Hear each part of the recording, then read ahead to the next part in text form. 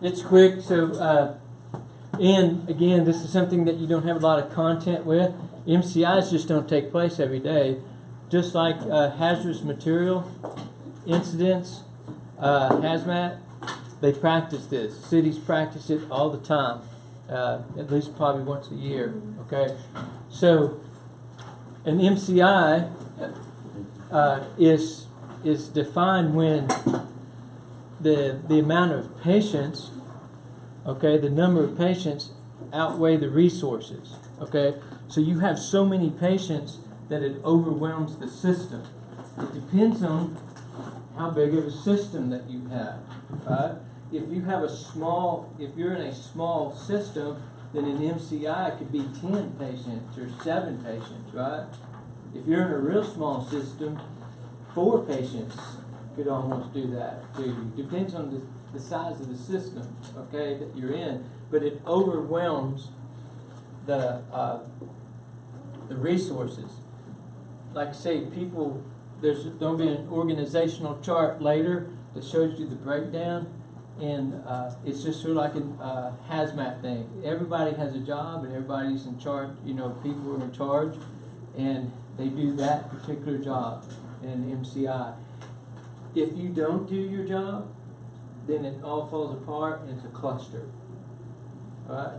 Your job in an MCI, one, if you're the first one on scene, your job might be the incident commander until somebody with more experience shows up. So the first person on the scene with the greatest amount of experience is the incident commander until help arrives, and then other people start taking over. Okay, your job, EMT-wise, is to triage or to sort out, start sorting the patients out. Okay. And you would go into triage. If that system breaks down, it becomes a cluster. Okay. When we get into it, I'll show you how it breaks down. Okay. Stepping over children because they're still breathing, but they can't maintain their own airway, and you black tag them and step over them and go to the next one. If you don't do that, then the system breaks down. Okay. That is the problem with triage, especially like in a school environment. Okay, you have to do the system the way you're supposed to, or it becomes a mess. Okay, so it sounds sort of harsh, but it is what it is. Okay, because you have a lot of patients. My number is 20. That's the maximum amount of patients that I was on scene with. Is 20 patients. All of them critically injured. They were all ejected from a 15-passenger van in the middle of the night on Interstate 30. And the scene was probably, I don't know, at least a quarter mile.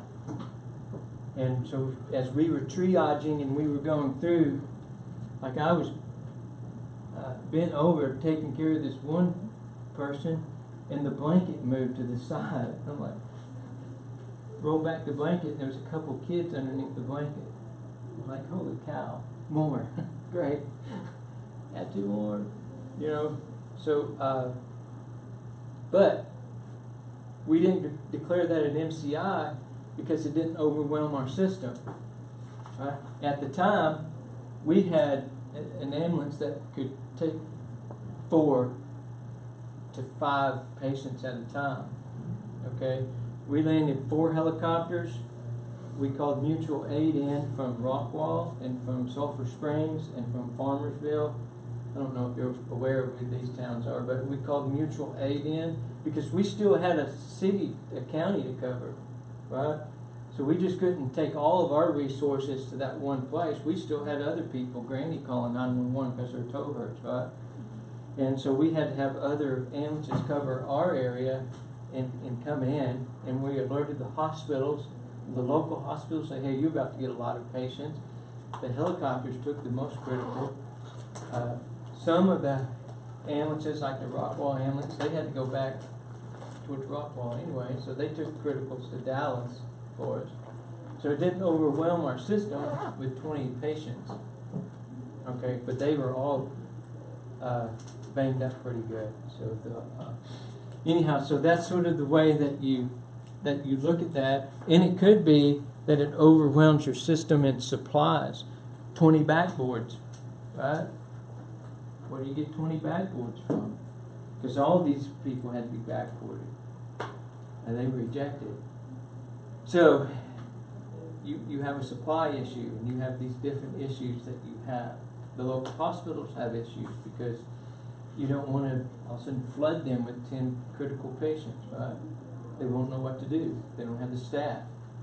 So when they hear that, hey, I'm on the side of the road and I'm calling the hospital, the incident commander's calling the hospitals and saying, hey, we have 20 patients. You're getting 7 criticals. And so what they would do, because they've practiced this drill, is they would, the house supervisor would get on the phone and start calling people into work. And then more people would come in to take care of it. That's sort of local, right? Anyhow, there's systems, but they practice this, so it's pretty good. You have to have an instant command because the fact that someone has to be in charge. Without someone in charge, just like a hazmat, it becomes a cluster. So somebody has to run all these different fingers in this organization when you have that many injured and that many people, okay? You don't want to misplace patients. So you have, there's a system to it without that. Otherwise, people are going to die that don't necessarily need to, right? It does take specialized training and preparedness, because the fact that you have to prepare for this. You just don't prepare for coming to work and not practice it, and all of a sudden you have 50 patients somewhere, right? That's a lot of people to take care of. Even if they're non-critical, that's still a lot of people to take care of. To get people to move in the direction that you want them to move, okay, takes some time and takes some training, okay. So how they do it, one part is they all get together in a room and they say they put their egos down on the tables, all the fire chiefs and all the EMS chiefs and all the CEOs of hospitals and everything else. They leave those outside and they try to work together. That's the best way to do it, okay? All the nurse managers and all these doctors, they work together for the sort of the greater good, right? So anyway, no telling how many patients that you're going to have, okay? We've had quite a few big events happen, right? Hurricanes, tornadoes, bombing, 9/11, right? You guys were pretty young when that took place, but 9/11. And there's been some debate way back then if that was an MCI. There was a lot of people, right? But I've been told by people that were there that they set up these hospital type places on the Hudson, and they had 0 patients show up. They were ready for like all these patients to show up, and they got everything set up, all dressed up and nowhere to go, right? And nobody showed up. There's no patients. Why is that? Because it didn't overwhelm the system. Oh, yeah. It was quite overwhelming, but what? Katrina? No, 9/11. It was the Yeah, patients. Huh? Are in the building or what? They were all dead. Yeah. Yeah, there wasn't any. There was the majority of the patients were dead, so it didn't really get to this point. I mean, there's a lot of injuries and stuff, but when you start triaging and you start sorting these out, a lot of them were minor injuries. Okay, so what we would call walking wounded in here. So that's where you sort of break it down into these big events. The biggest thing is that you know what your job is in that instance, right? Okay. So there's a standardized approach to it with the incident command, and then get into triage, and it's really for everybody's safety, okay? Because we want to reduce the resources as best as possible. So that's what we do. The incident command, they figure out, they know how much of the resources. Somewhere in town here is parked a trailer that's full of supplies. It's just packed full of medical supplies and backboards and all this stuff. That way, if we ever have an MCI here, they go hook their EMS truck up to it. You've always seen it drive around. It says EMS officer on it. It's a pickup truck. They go hook that pickup truck to that trailer and drag it to the scene and open it up, and there's all these supplies and tents and these different things where they're going to set up this triage and this sort of mobile point where they move patients out of, okay? So everybody has them. They're labeled, so as soon as there's all different kinds. I think there's an organizational chart here in a second, but they're come in and they're put on incident commander, their vests, so people will know who the incident commander is, who the triage officer is, who the public, what do you call that? The people who talk to the reporters, public relations or whatever, public affairs, yeah. There's somebody there, so, and we wouldn't say anything to reporters. Got it, right. So, anyhow, so there's quite a few different, they all have their vest and the boards and everything to ride on and plot and to plan, okay, when you have that many patients. A lot of times you want to use the common terminology. Don't get too technical with the terminology, because like we're all EMS and fire has a different terminology that we may not understand, so we don't want to get into that different. Just use common words, okay? Common descriptions, okay? And this is what they do. The titles and the different facilities as well. So if something took place here, big huge MCI of some sort, there's enough hospitals around. So they've got Baylor, Parkland, Dallas Regional. We got what? Presby Dallas, Methodist, and a slew of helicopters that could come in from around the area. So they have a lot of resources. Dallas Fire could come over, do mutual aid. Garland could come over and do mutual aid. So in the city, there's a lot more resources. If you're out in the country somewhere and you have a smaller EMS and there's distance between, so the distance between Rockwall and Greenville is what, 30 miles or so? All right, so and all that equates is time. Plus, they can't just pick up and leave their city unattended, right? So there's multiple stages that has to take place. Definitely, the person in charge gets the objectives. They make sure that everybody is doing their job, okay, and only their job. Really, don't try to.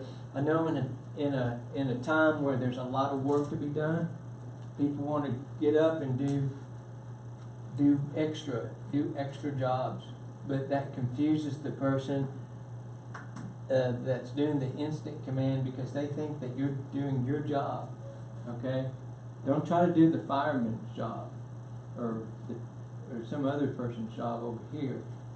Just do yours. That way, there's no confusion. Okay, you know what I'm saying?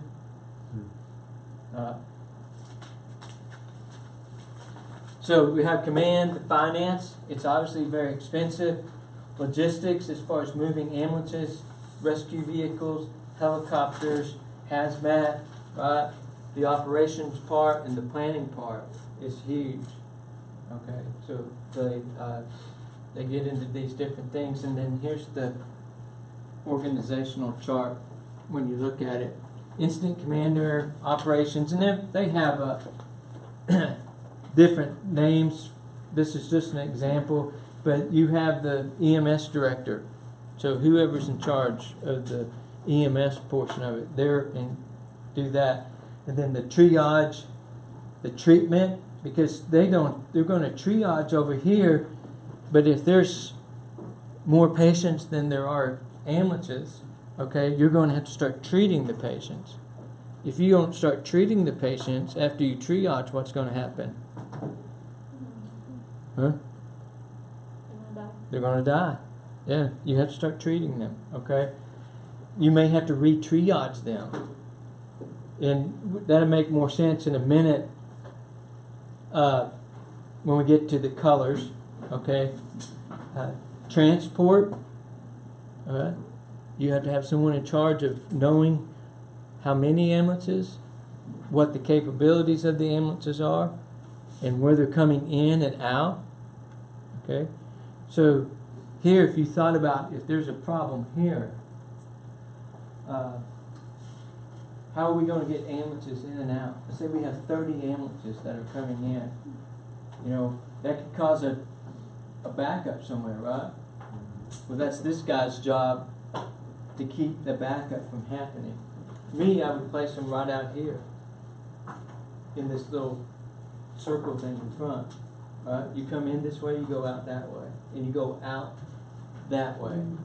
Okay? Yeah. And so all the ambulances know where to come in and where to go out. So you don't come out and turn back down towards 7-Eleven. That's not the way that you were told to go. You were told to come in and out towards whatever that road down there is, Lawson, right? So you go out that way you don't create a traffic jam. So that's sort of the difference here. Stage, we want to stage. We have a lot of ground ambulances. You need a air traffic controller with all the helicopters around here, right? Good thing about it is the helicopters talk within themselves. Okay, so the pilots are keeping them things from flying into each other. The most I flew in was 3. I have a picture. We had 3 helicopters on the ground at the same time. And the pilot was talking to the other pilots like, where are you going? You tell me where you're going. Are you going to land first, or you want me to land first? Because we were all sort of right there. It looked pretty cool in the air, but anyhow, and then the morgue.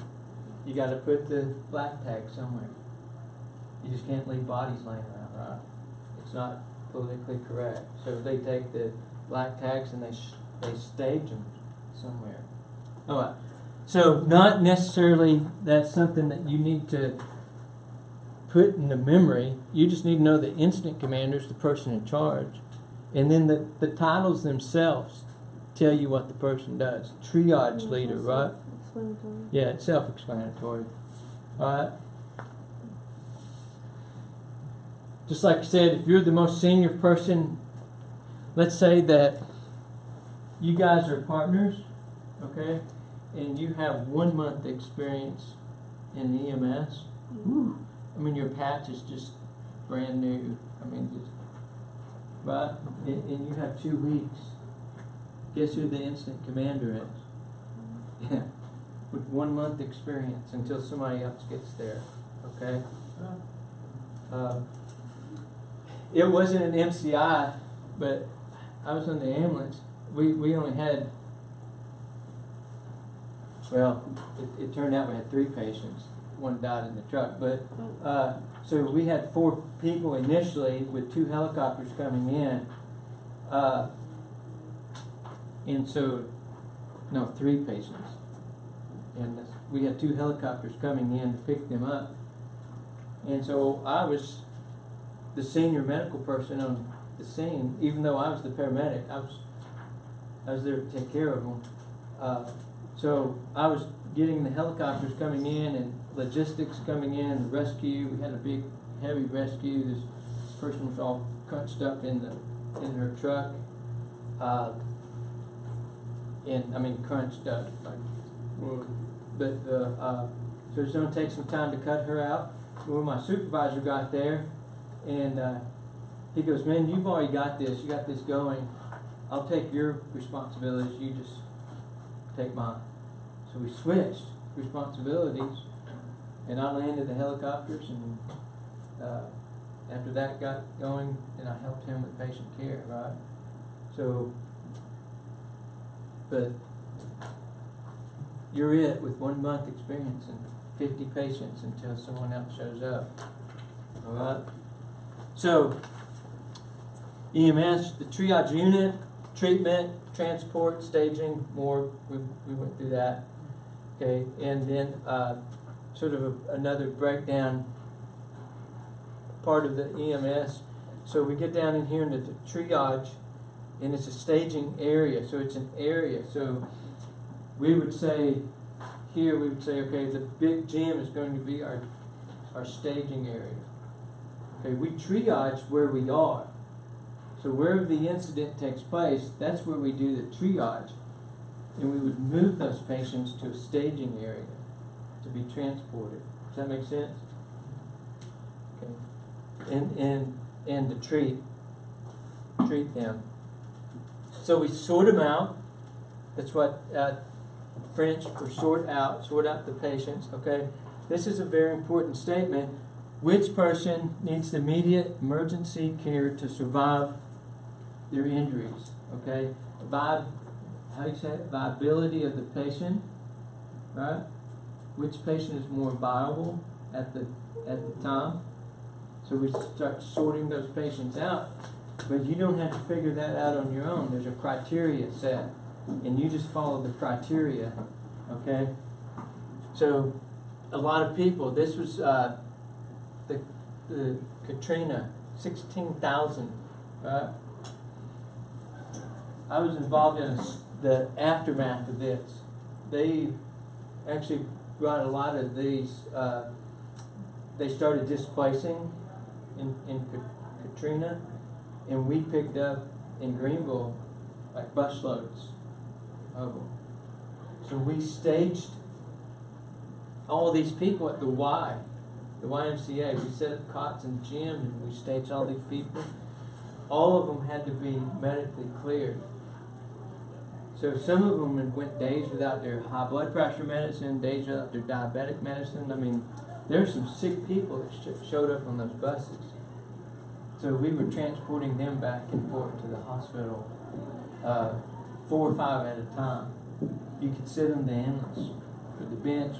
We transported 4 or 5 at a time because they were triaged at the Y, and they were deemed necessary to be sent to the hospital. The hospital was alerted all this hours before it took place, and then we took them back and forth. After that, after the initial days, they went out to the fairgrounds and set up a little bit better lodging on the fairgrounds. And then medical still had to be out there to go back through and re-triage and redo. It lasted a few weeks like that. Anyhow, so primary triage is the first EMS crew. So the first crew on the scene is going to start triage. So if it's me and you, I'm going to be the person in charge of the triage. I'm not going to triage, okay? I'm going to send you to start triage because I need to, if I'm triaging and you're triaging, then there's nobody counting, right? So as you triage, I start counting and I start doing all the paperwork and sorting the patients out, okay, in a way that when help arrives, then they can move in and take over. So let's say our supervisor arrived, then I would pass off the clipboard and all the information to him or her, and then go help you triage. Okay. More ambulances came in. If the triage is not complete, then they would come in and start triage. Triage first. You got to sort them all out first, right? And then it's a very standard color coding system. And then triage to what they call a secondary triage or re-triage. I've got the, just a sample of a tag I'll pass around, okay? And just to make more sense, if you, when you see the tag, I need the other one to cheat off of. Okay, so start triage.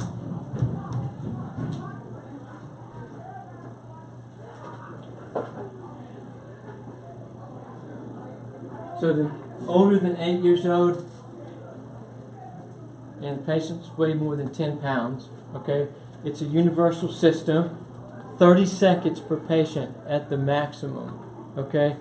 If you look at, and it's based on respiratory status, perfusion or pulse rate, okay? And then mental status. So it's only based on 3 different things. So you look here,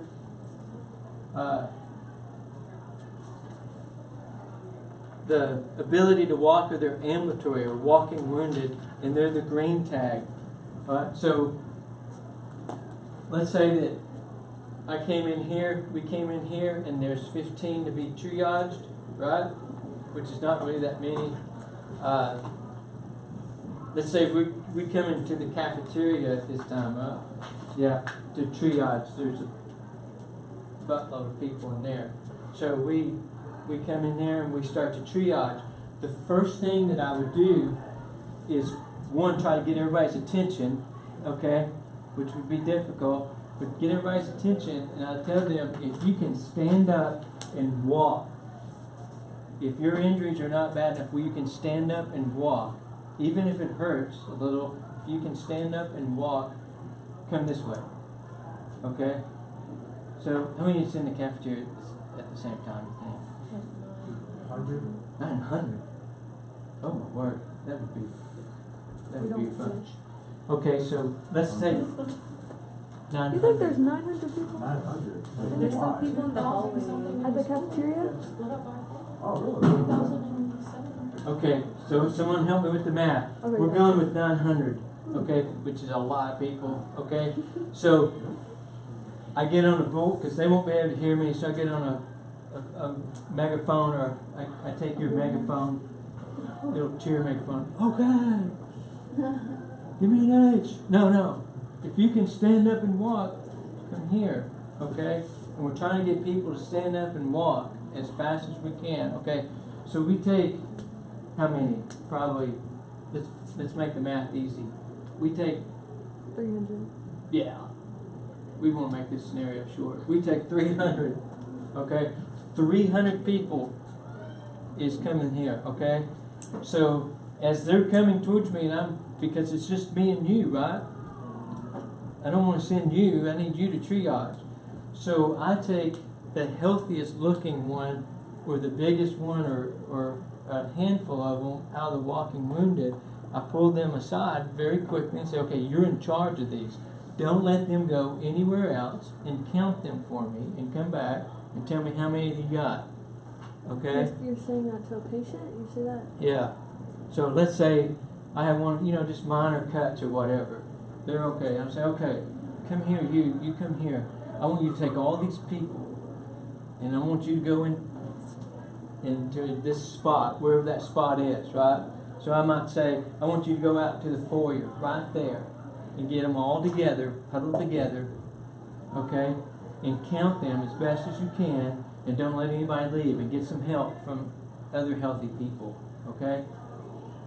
For that time, okay? So we get all the people who can walk out of the way. They're not going to die. They're okay. They're walking wounded. Get them out of the way. Now you have what left over? 600. 600. Those math skills, wow. Okay, you have 600. Now you have to start triaging them. So realistically, what's going to happen is you're going to come up to people that are alert and oriented, and they look okay, and they're not bleeding. And it's like, can you walk? And I said, no, it hurts when I walk. Yeah, but can you walk, right? Can you walk? Go there. So you start sorting those people out, okay, that really quick, that didn't think they could walk. So let's do, now we're down to, that's 100, so we're down to 500. now you have to start triaging these 500 because now, which is would be a task, okay? Since these only come about 50s. So if you look on the tag, there's a number there, and here they're not there. There's little tie tags on the end of it. So you would tie this onto the patient, hook this onto the patient some way, and rip this tag off and take the tag with you, okay? This part here stays with the patient. This part comes with you. You wouldn't necessarily worry about the name and all this. That's for that re-triaging later, okay? You were just looking at 3 things. Are the respirations over 30? Do they have a radial pulse? And do they follow simple commands? That's the only 3 things you're looking at. So you reach down, you grab a radial pulse, boom, they have a radial pulse. Their respirations are under 30, you know what day it is, boom, and then go to the next one. Pulse, respirations, ask them a simple question, they follow that, go to the next one, okay? So they may have a femur sticking out the side of their leg, right? If they fall into this criteria, then they're delayed. An open femur fracture is not a immediate transport, okay? If they fall into this. Now, if they're squirting blood out, obviously that's the thing that you're going to have to get somebody to hold direct pressure, right? But don't let them bleed to death. Don't get another one of us. You're doing the triage. You would get another person. Oh, you look healthy. Come here. You know, even though you're hurt, come over here. Hold pressure right there. So there's a lot of when you talk about triage and effective triage, there's not a lot of will you or doing this. There's you can do this, okay? And because you just don't have time. So if their respirations are over 30, okay, or if they don't have a radial pulse, or if they can't follow simple commands, mean that they have an altered mental status, right? Check to see if they're a freshman. If they're a freshman, they can't follow simple commands, okay? But if they have one of these, then you would tag them red, okay? Now, with the delay transport and the immediate transport, what eventually are you going to have to come do? This may still take place in the cafeteria. This may still take place there. What is somebody going to have to come do? Reassess, yeah. Because this person that was delayed, all of a sudden you come back up to them and now they don't have a radial pulse. So you would move them to immediate transport. Does that make sense? The tags are really important. One, it gives you a number.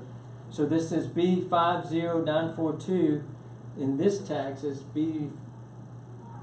B50942, right? So I would take these tags eventually up to the triage officer, and he would start sorting them out. Okay? So now you're just a number again, right? So the 942, where's 942? Okay, take them over here, right? And so you would start sorting them out, and when whoever got here to set up the staging area, right? Because that's not during the initial triage, they would stage. They would have cones or flags or whatever. Like if it's outside, sometimes they have just sticks with flags on them. They would have a green one, a red one, and a yellow one. Okay, and then people taking them over there would put them in that area. So you put all the reds together, all the greens together, and all the yellows together. Okay, but then you have to assign somebody there to re-triage them, to keep triaging them. Okay. So that's another task. Do you see where you need more people? It would be an impossibility for two to do this. Hopefully there's help coming, okay, to do the triage. Now, the black tag is the one you definitely don't want, okay? Because that means that if you look at the tag, it says dead/dying, okay? So dead is that you don't have a pulse. You're not breathing, you're in cardiac arrest. You go up, they don't have a pulse. At no time would you start CPR, okay? It doesn't matter how old or young they are, at no time would you start CPR. If this patient is unable to maintain their own airway, meaning that it would take a body to do a jaw thrust or put an OPA in, right? If they're not able to maintain their own airway with an OPA, so I would come along and stick an OPA in to see if I could keep their airway open, and if they needed someone there like to bag them or something, they could still have a pulse, okay? But if they didn't have an airway, it means they were in respiratory failure, respiratory rest, right? Then I would black tag them,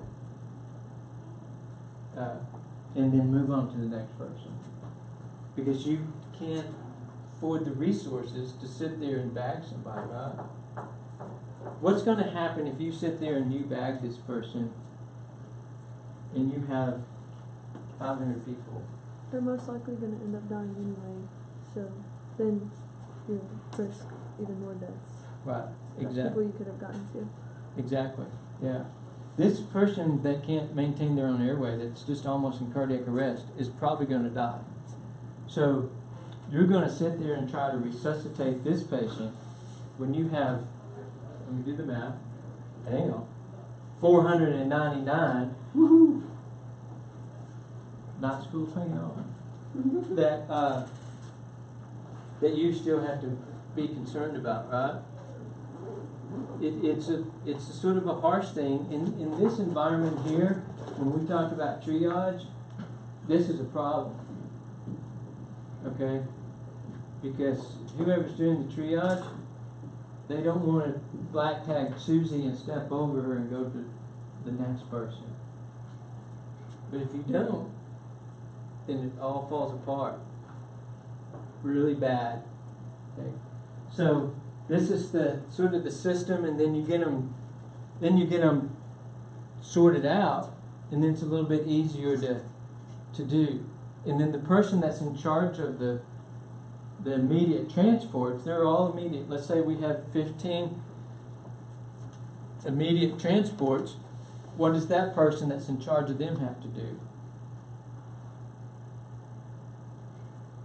You have 15 people all at once that are immediate.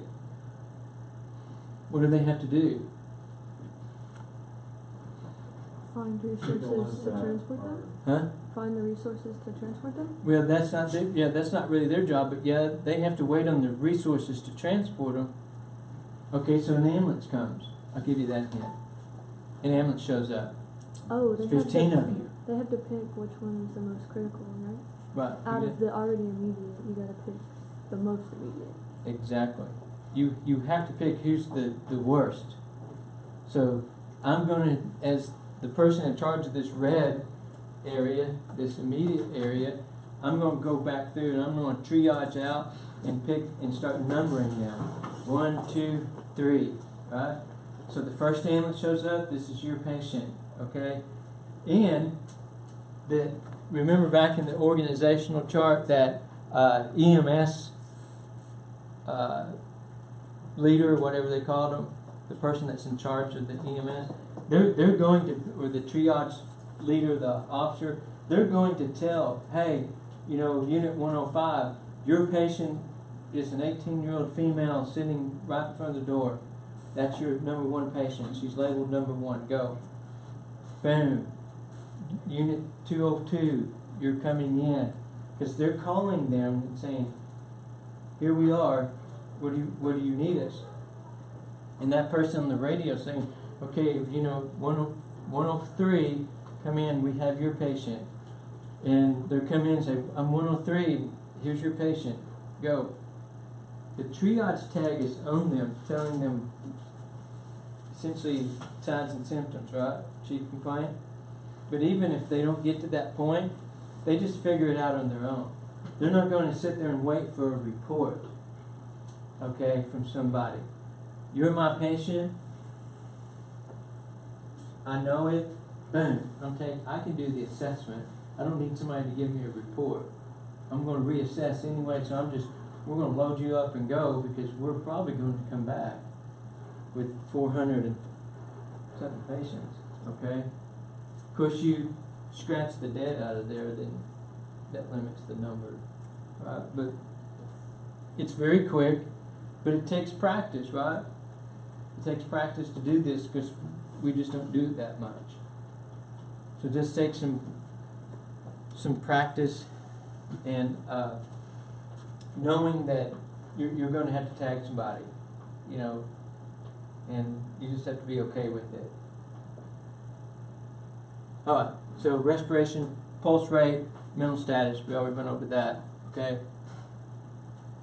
Sort of gives you a chart to go by, but everybody has these tags. On every ambulance in Texas, there's 50 of these, essentially. I think the count is 50. They keep in a bag. They have 50 of these in a bag. It says triage bag on it or whatever triage. They have these tags. They have markers, and they have OPAs. And then they go in through and rapidly sort out the patients. So you just keep a card for yourself. If you're like me, after about the 10th patient, you sort of have it down, right? No radial pulse, 30, off the mental status. No, you're good, boom. If you have the time, depending on the number of patients, you may want to get a quick name, right? It would help. So you scribble the quick name on there. Otherwise, the rest of the card is filled out at a later time. But you won't waste too much. 30 seconds, okay? And then, sort of the same thing on a pediatric triage system, okay?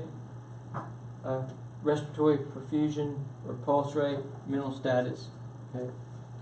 And then they have these different ones that are sort of have the different names to them. So this one, obvious life threat. It's almost a little simpler, right? Obvious life threat, purposeful movement. You're moving your arms and legs, and are you able to walk? But they're all sort of the same system, okay? I can tell you in Texas we use this, okay? Everybody I've ever came in contact with uses this system here, these type of cards. But if you go somewhere different, then they may have a different triage system that you would have to learn, perhaps. And then you can see this in your book. It just sort of breaks down here. If they're not breathing, even if they have a pulse, then you would black tag them, right? Or obviously dead, or they have injuries that are not compatible with life, right? So maybe brain matter showing, something like that. In an MCI situation, you wouldn't take care of those.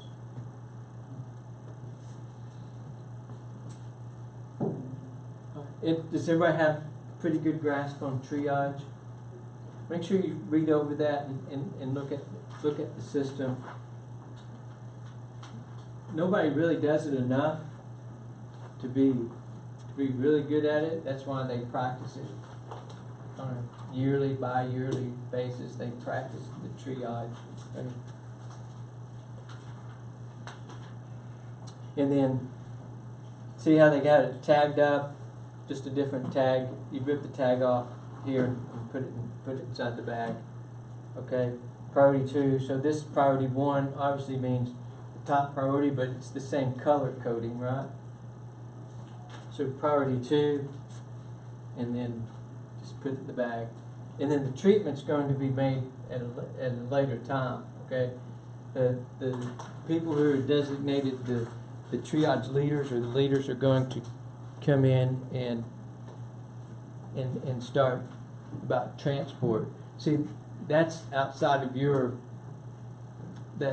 job description right now, right? Just know that you're going to have somebody come in and make those decisions, okay? And it's not one thing that you get into every once in a while. I've just seen it a couple of times. You get into this discussion about, oh wait, that guy's a lot worse than that guy, right? So you get discussion here when it should only be, no, you pick that guy up and go, okay? That's what I mean. Remember your roles and responsibility. If your role is to pick that patient up and transport that patient, whoever's in charge tells you to transport that patient, then that's what you do, right? Otherwise, it becomes sort of this logjam, and the patients are the ones that suffer. So, and then if you did get in that conversation, if you were the transporting unit and you got in an argument or something with your triage leader, after all that mess is cleaned up, you're going to have an uncomfortable conversation. If not, finding a new employment, right? So they'll probably send you in and say, hey, come on in, man. We can talk about this now. Oh, no, we can't. You're fired. Hit the road. Because that's just something that you don't do. You may see it on TV, but you don't want to see it in real life. Okay? Like I said, make them where they can move in and out. Okay? You have to have a place to put the inventory that's by your staging area. So if you need bandages and stuff, you have them available to you. Okay? Communications is big. The radios go crazy because everybody's trying to communicate. Depends on how many frequencies you have, right?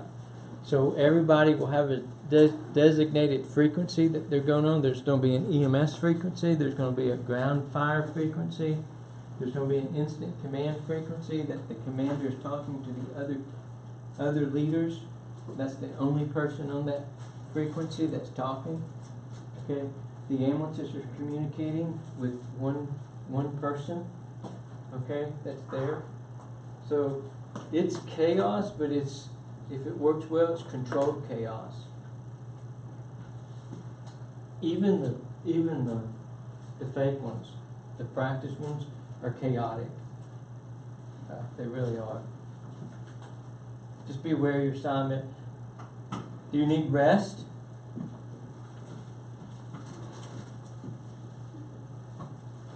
What about rest?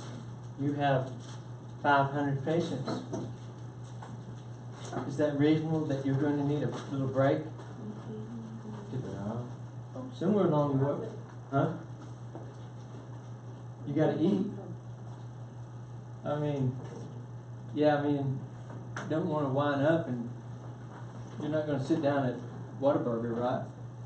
But you got a restroom, water, fluids.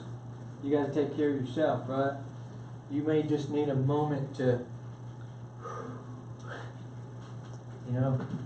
I was there after about that, with that thing with Katrina, 2 or 3 o'clock in the morning. I needed a little break from taking 4 or 5 people at a time to the hospital. So we had the little mental moment, right? Anyway, so that is true. You have to provide some rehab if it's long lasting. If it's a big one where you're going to be there for at least a day or so, you still have to eat. You still have to. take care of yourself. It's not like you see on TV and you get a lot of people, you know, like if there's a house fire, right, in the middle of summer, and there's maybe there might be 10 firemen sitting outside drinking Gatorade or whatever, cooling off, watching the house burn. And everybody on TV is going, why don't they go in there and help put out the fire? Why don't they go in there and help put out the fire? Because they've been doing it for so long. Yeah, they're just coming out, and they need a break. They need water and fluids and rest, so when the other people come out, they can go back in, right? So they need rehab the same way that you would in a big case like this. Food, drinks, all that's in the logistics of taking care of. They'll have people come out there, if it's a real big event, have people come out with food and water and drinks and different things, okay, to take care of them.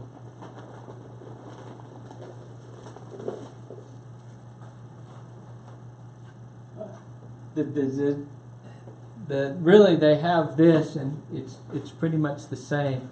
You have a catastrophic event like a hurricane or a tornado or something like that, where the other one is maybe at a sports arena or something. It's a big event somewhere, but this one is covering like a large area. All right. So you have casualties everywhere. I don't know. You've probably seen it on TV. You know, some of the tornadoes and stuff. You have people. I mean, they're injured, but they're like the walking wounded. They're loading people in pickup trucks, trying to get them to the hospital, right? So you have that type of atmosphere where there's a large distance between the patients. Careful planning. The same event goes into it. Okay, you still have to plan for it very well, and if you're out there and you have on your EMT vest, right, and you have a bunch of non-medical personnel, you have to communicate with them, you know, very quickly, but you have to communicate with them, okay? So, and with each other. Okay. Good triage skills, go with the plan, like we said, greatest good for the greatest number, that's all you can do, okay? You're limited to your resources and everything else, so it's not like you're Superman, okay? You can't just fly back and forth. So you just have to accept the fact that you're doing your job, and then you're trying to take care of as many people as possible. And you do it. They always do the evacuations and warnings and stuff, but you always have the people that don't. That could turn into a big mess right there as far as trying to evacuate a lot of people out of a certain area, okay? Communications, there's backup systems to backup systems, right? The biggest thing with it is that you don't want a lot of people trying to communicate.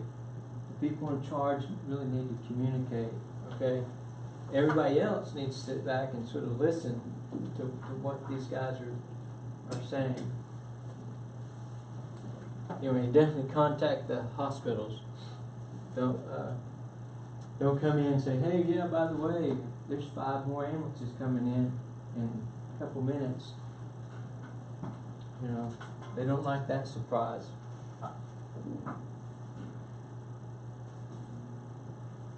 In a big area, like a hurricane or whatever, there have an area where you can go and you can register. They're all in contact all the time with the hospitals and seeing the flow. I mean, if I have a hospital that's at maximum capacity, last thing I want to do is try to send more patients over there, right? So these guys are communicating back and forth, right? We don't necessarily communicate with the hospitals. The most is that I might pick up the radio and say, hey, this is Unit 102. I'm part of the disaster. I'm 2 minutes out with 3 patients, all critical. Boom. That way they know they have 3 more in. But at time, it depends on the system that you have. A lot of times they say, just go to the hospital, show up, don't call. I'm calling them. So you still have that one person calling one person, and that person's writing it down. Okay. Anyway, the only time I would communicate if that was the system, if something has changed. Let's say I had a patient I'm bringing in, and all of a sudden their condition changed for the worse. Then I might call them right quick, say, hey, I'm coming in, I had this patient, this is my patient, and they just crashed. You know, so we'll probably black tag them, but because if you bring them in and all of a sudden CPR takes place inside the hospital, then you're taking all those resources, right? I don't know. Try not to if it to death, but that's one thing.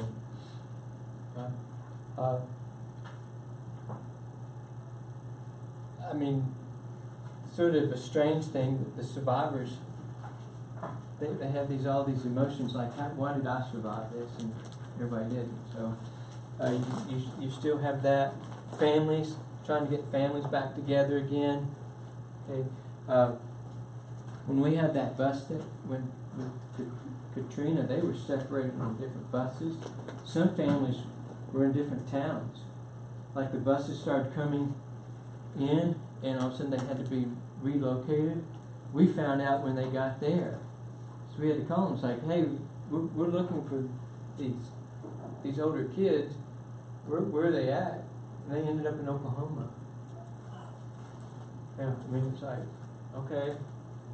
So we had to sort of help. Well, we didn't. The communication people did. They had to track them down and figure out where they went.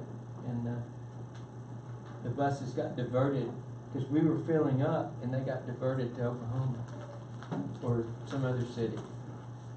Tons of cities did that.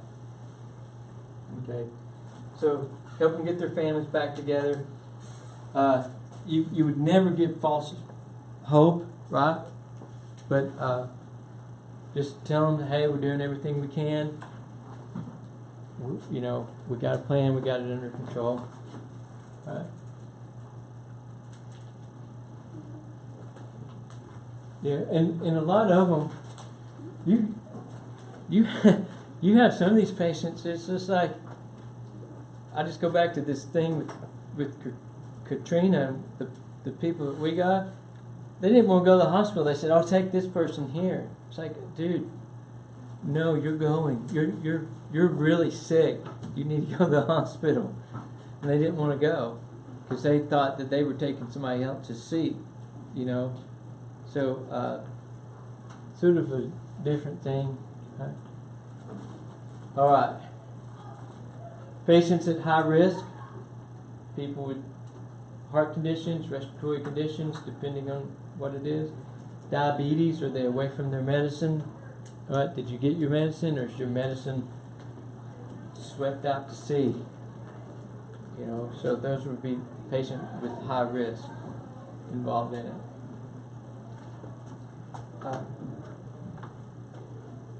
Questions on that? I mean, it's actually a lot of information, but if you stick to the colors, you will need to know the colors and the criteria for triage. START means, I just remember this. START means start, triage, rapid transport, and rapid transport. Is what the START is on the earlier. Good? Know the colors and the criteria for sure, and definitions. All right.